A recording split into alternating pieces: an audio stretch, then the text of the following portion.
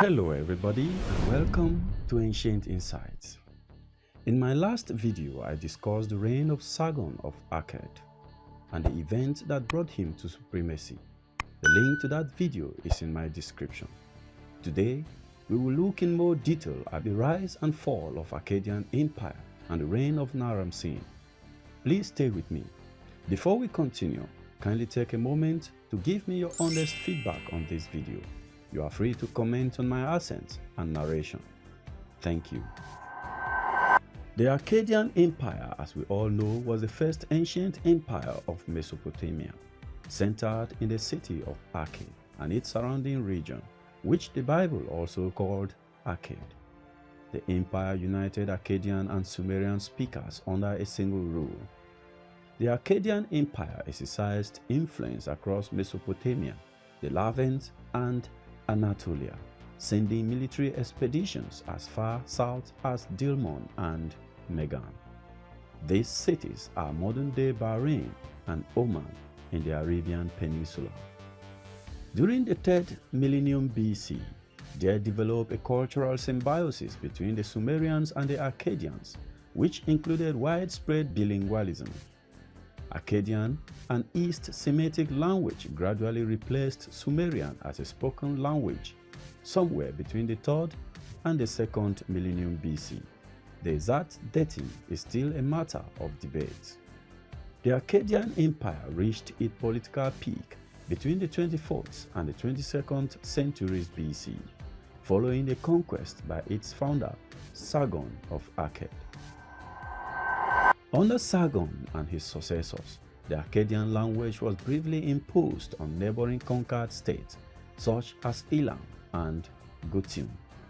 Akkad is sometimes regarded as the first empire in history, though the meaning of this term is not precise, and there are earlier Sumerian claimants of this term as well.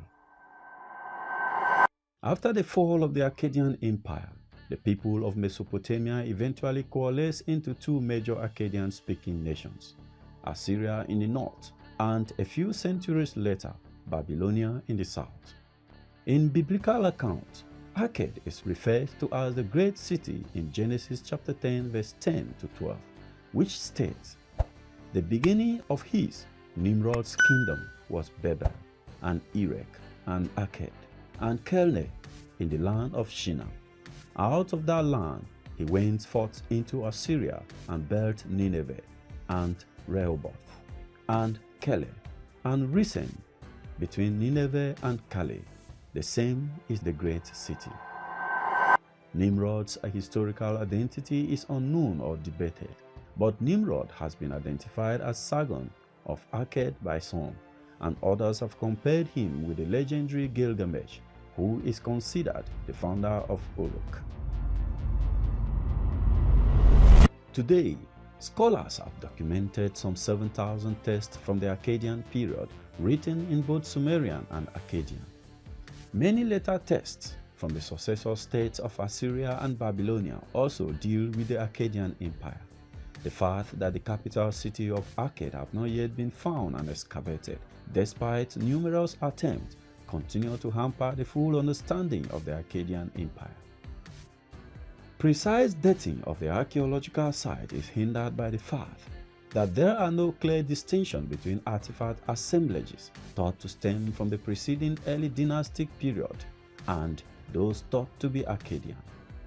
Likewise, material that is thought to be Akkadian continue to be in use into the early 3rd period. Many of the more recent insights on the Akkadian Empire have come from excavation in the Upper Kabul area in modern northeast Syria, which was to become part of Assyria after the fall of Akkad.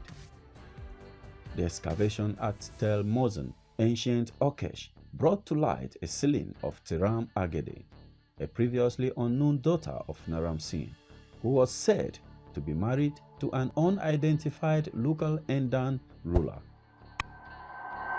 The excavators at nearby Tel Leilan, ancient Shekna or Shubat Enlil, have used the results from their investigations to argue that the Akkadian Empire came to an end due to the devastating impact of a sudden drought.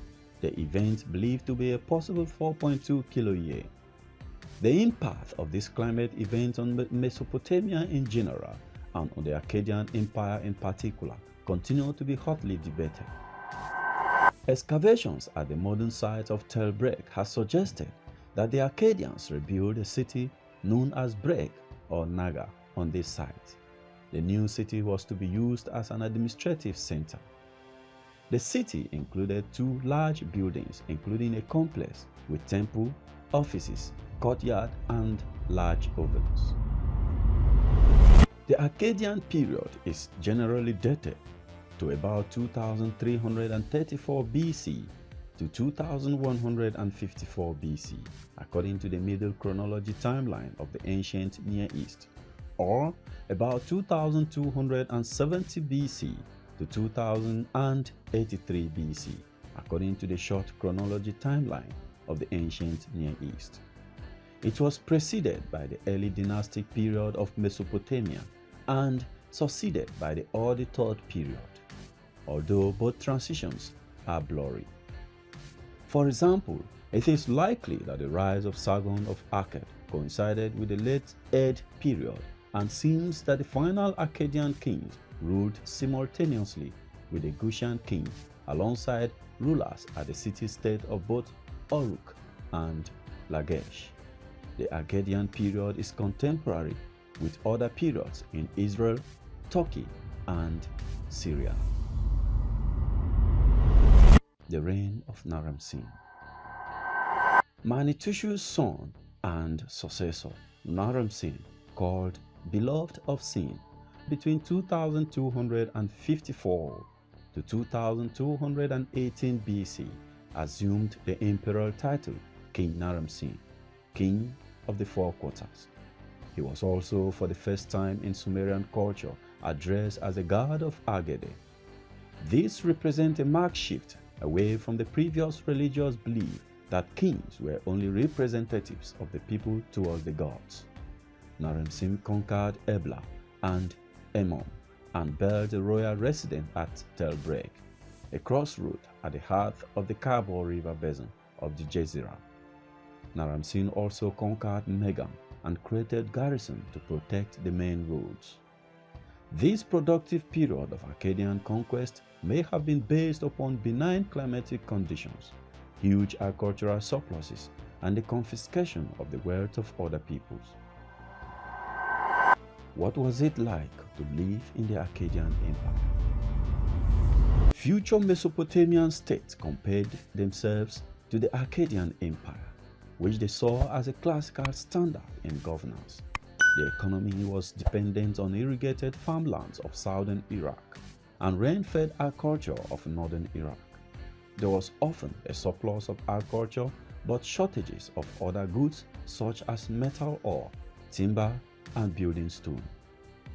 Acts of the period often focused on kings and depicted somber and grim conflict and subjugation to divinities. Sumerians and Akkadians were bilingual in each other's language, but Akkadian gradually replaced Sumerian. The empire had a postal service and a library featuring astronomical observations. The collapse of the Akkadian Empire. The Empire of Akkad collapsed in 2154 BC, within 180 years of its founding. The collapse ushered in a Dark Age period of regional decline that lasted until the rise of the Third Dynasty of Ur in 2112 BC. By the end of the reign of Naram-Sin's son, Shakali Shari, between 2217 to 2197 BC, the empire had weakened significantly. There was a period of anarchy between 2192 BC and 2168 BC.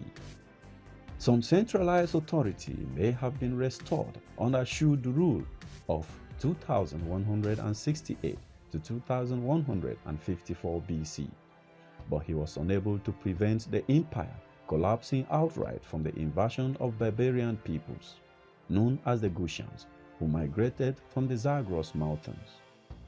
Little is known about the Gutian period, or for how long it lasted. Cuneiform sources suggest that the Gutians' administration showed little concern for maintaining agriculture, written records, or public safety.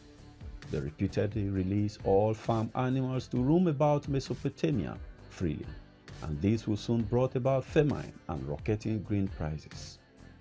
The Sumerian king or Namu, 2112 to 2095 BC, later cleared the Gutians from Mesopotamia during his reign.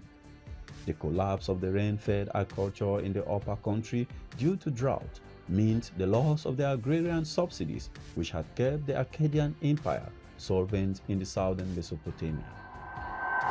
Rivalries between pastoralists and farmers increased. Attempts to control access to water led to increased political instability. Meanwhile, severe depopulation also occurred. After the fall of the Akkadian Empire, the Akkadian people coalesced into two major Akkadian-speaking nations, including Assyria in the north and a few centuries later, Babylonia in the south. What are your thoughts on this video? Which of this period do you think is important or most interesting period in the Akkadian Empire? In your view, what do you think led to the collapse of this civilization? Kindly leave your thought in comment. Please let me know what you think about my accents and the narration on this video. Like and share with friends and family if you enjoy it. And don't forget to subscribe to this channel. Enable notification for more insightful videos on ancient history and archaeology. Thank you very much for watching. See you next time. Peace.